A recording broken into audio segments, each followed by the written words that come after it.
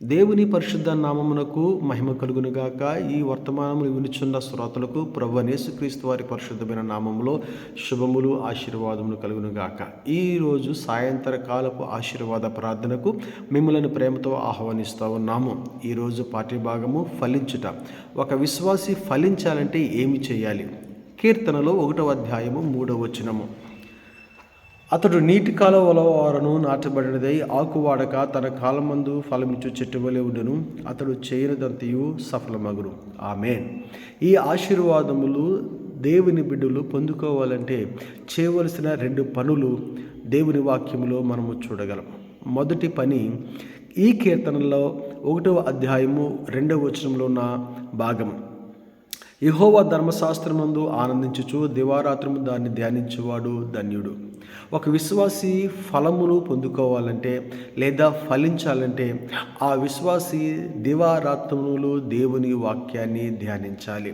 పగులు రేయి దేవుని వాక్యం మీద ఆశను కలిగి ఉండాలి, శ్రద్ధ కలిగి ఉండాలి, వాక్యాన్ని చదవాలి, వాక్యాన్ని ధ్యానించాలి. అలాంటి విశ్వాసి దేవుని ఫలములను కలిగి ఉంటుంది. దేవుని ఫలములను అనుభవించడానికి అర్హురాలుగా తీర్చబడతారు. అలాగే 2వ భాగము యోహాను సువార్త 15వ అధ్యాయము 4-5 వచనాలు. నా యందు నిలిచి ఉండుడి, మీ యందును నేను నిలిచియుందును. దేవుని యందు నిలిచి ఉన్నవారు ఫలిస్తారు అని యోహాను సువార్త 15వ అధ్యాయము 4-5 వచనాల్లో ప్రస్తావించడం జరిగింది. ఒక విశ్వాసి ఫలించాలంటే 2 కార్యాలు చేయాలి. మొదటి కార్యము దేవుని వాక్యాన్ని దివారాత్రులు ధ్యానించే మనసు కలిగి ఉండి ధ్యానించాలి. 2వది ధ్యానించిన ఆ విశ్వాసి యేసుక్రీస్తు వారిలో నిలిచి ఉండాలి. ఎవరు ఈ విధముగా దేవుని యందు నిలిచి ఉండి దేవుని వాక్యాన్ని ధ్యానిస్తారో దేవుని సన్నిధిలో వారు ఫలించి ఆశీర్వదించబడతారు, దేవుని ఫలములు పొందుకుంటారు. అంత మాత్రమే కాదు, అలా దేవుని వాక్యాన్ని ధ్యానిస్తూ యేసుక్రీస్తు వారిలో నిలిచి ఉన్నవారు 3 పనులు చేయకూడదు. అవి ఏంటో కీర్తన 1వ అధ్యాయము 1వ వచనములో మనము చూడగలము. 1వ పని దుష్టుల ఆలోచన చొప్పున నడవక, 2వది పాపుల మార్గమున నిలవక, 3వది అపహాసకులు కూర్చున్న చోటున కూర్చుండగా. ఈ 3 పనులు దివారాత్రులు దేవుని వాక్యము ధ్యానించే విశ్వాసి, యేసునందు నిలిచి ఉండే విశ్వాసి చేయకూడదు.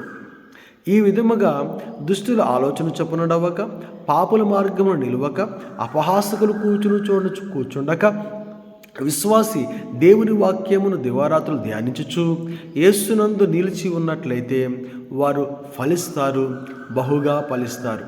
మీరును మీ కుటుంబములను బహుగా ఫలించాలని యేసుక్రీస్తు వారి పరిశుద్ధమైన నామములో నేను దీవిస్తూ ఉన్నాను.